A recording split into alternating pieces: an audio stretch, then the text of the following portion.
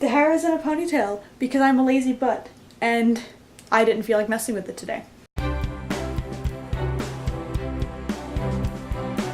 Hey guys, it's Deborah. So today I'm going to be talking about how to read more during the school year. Whenever this school year comes around, and for me it starts Thursday, like less than a week from now, and I am not excited. Whenever school comes around, I always read very, very slowly and I kind of get into this like pseudo reading slump. So I'm going to give you some tips to read more and not get into a reading slump when school does roll around, and to read more while school is happening. The first thing is to read during class.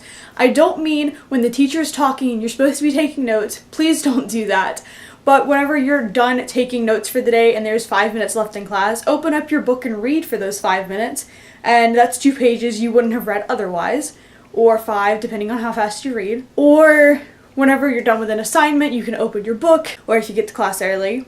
Because reading between classes and before class and stuff like that is great, even though it's really hard to get immersed into the story, but it's still quality reading time. Number 2 is to read during lunch, especially when you don't feel like talking or don't have a lunch or your friends are all gone for some reason and they all died.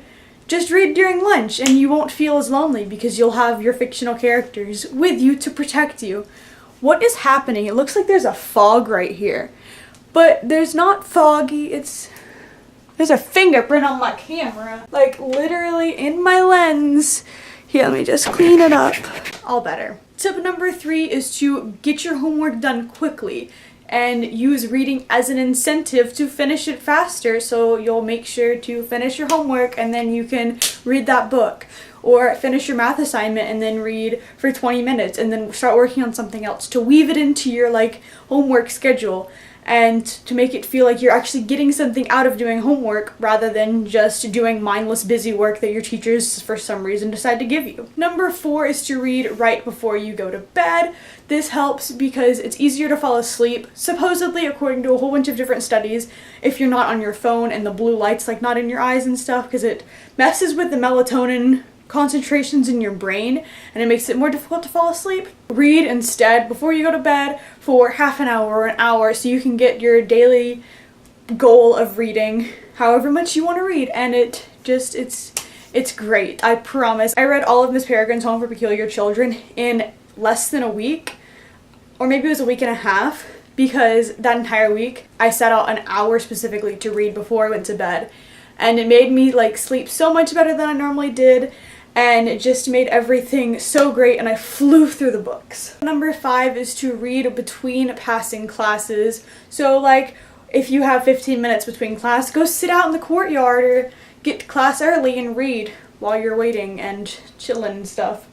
Or you could take that time as a mental break and hang out with your friends. You know, either way works. It's cool. Number 6 is to use all your free time to read. So don't bother with social media because what your friend just posted is not as important as the character that just died. Try and minimize the social media time, because once you start going through the Snapchat stories, you're just gonna keep scrolling through them. I promise, it happens. And once you open Instagram, the feed is never ending. Once you get in the loop, you're not getting out of the loop for at least an hour.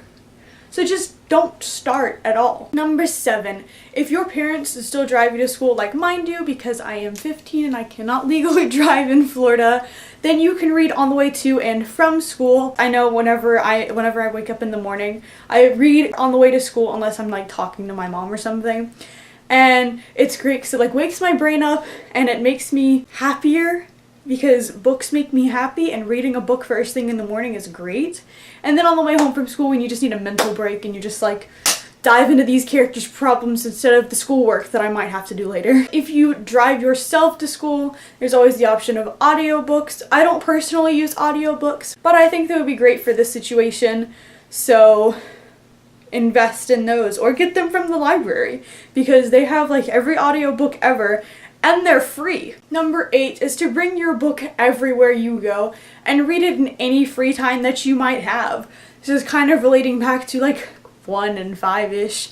But if you have your book in your hands at all times, it's always there, and it's this daunting thing in your face. It's like, oh, I want to read it. I need to read. Open book, read pages. It's a glorious cycle. And I promise it works every time. Number 9 is to like set small reading goals as you're reading the book. So if you have 5 minutes to read between classes or after you finish doing a math problem, open the book and try and read 3 pages in that 5-minute time span.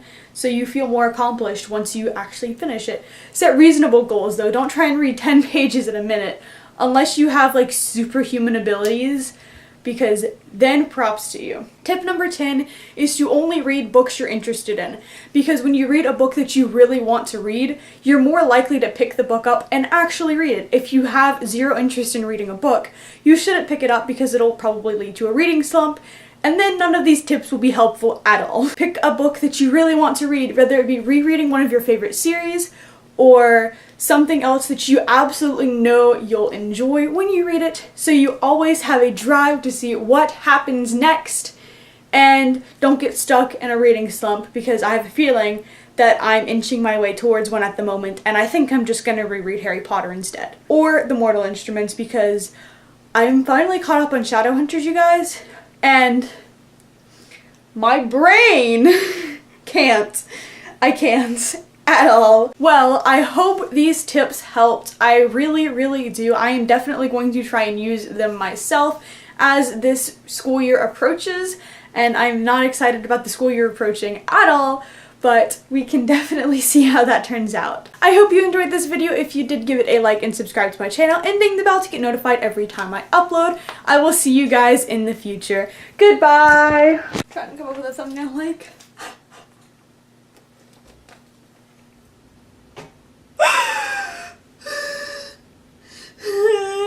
When you gotta study and you want to read at the same time, you're just like, what do I do? What do I do? What do I do?